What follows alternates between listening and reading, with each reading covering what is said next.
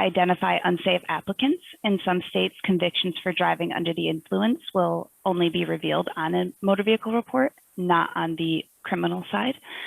They aren't exactly complicated. The search is done by entering the applicant's personal information into the state-specific DMV database. That personal information is the standard full name, social security number, address history. Some states will go as far as asking for gender, height, weight, eye, and hair color as well. In New York State, there are 3 types of driving records, also called abstracts. The first is a standard driving record. This shows your record information for the minimum length of time as defined by the vehicle and traffic law. Most suspensions are displayed for 4 years from the date the suspension ended, but there are times it goes to 5 years. Accidents and traffic convictions are displayed until the current year end, plus another 3 years. Any conviction for driving under the influence is displayed for 15 years from the date of conviction, and serious crimes like homicide never go away. The second type of report is a lifetime record. This record shows all the license information the DMV currently has available about the applicant. All information is available regardless of the vehicle and traffic law data retention requirements. It will go back to when the applicant first got their permit. Besides the time difference, there are some minor changes in the lifetime report. The suspension category is broken down into 2 parts, scofflaws and non-scofflaws. The only difference is scofflaws are a suspension as a result of not paying a fine. Non-scofflaws are a suspension from anything other than not paying a fine. The other more interesting change is that lifetime reports show boat and snowmobile suspensions as well. And the last type of report is a commercial driver's license report, or a CDL.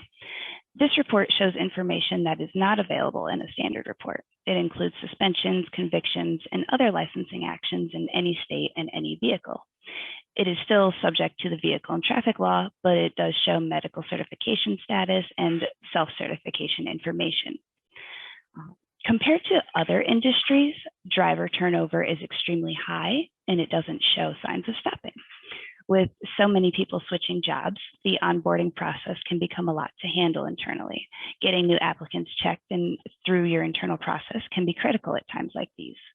With the required age limit being lowered to drive those big rigs, the applicant pool does increase, but so does liability if something goes wrong. The best option is to get in front of these possible issues and try to stop them from ever happening. With these changes come regulation changes. The inherent dangers of being on the road means a lot of regulation.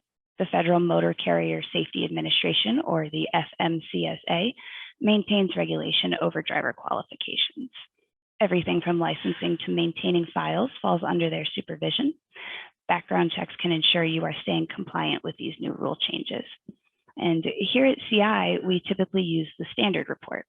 It is faster than the lifetime, and most employers don't want to pay for all the information dating back to an applicant's permit. We capture the licensee's address, class, date of birth, social security number, violations, accidents, suspensions, revocations, patterns of reckless behavior, insurance risks, and substance abuse. The standard motor vehicle report is good for onboarding a new applicant, regardless of if they are going to be driving or not. However, for those employees that are going to be driving all the time, it is smart to keep an eye out for anything that might happen. The Department of Motor Vehicle License Event Notification Service, also known as LENS, reviews driver license records of your drivers and reports changes to you by email. We call this search Vigilant Lens, but really it's just continuous monitoring. Our system will instantly notify you of any accident, conviction, expiration, hazmat, or med-cert changes, program completions, status changes, and suspensions. With the immediate identification and notification of an issue, you can remain confident you have the right person doing the right job. All right. Awesome. Thank you, Kayla. Absolutely. So Carl, I did mute you there on purpose, but did you have any thoughts or anything that we should emphasize again?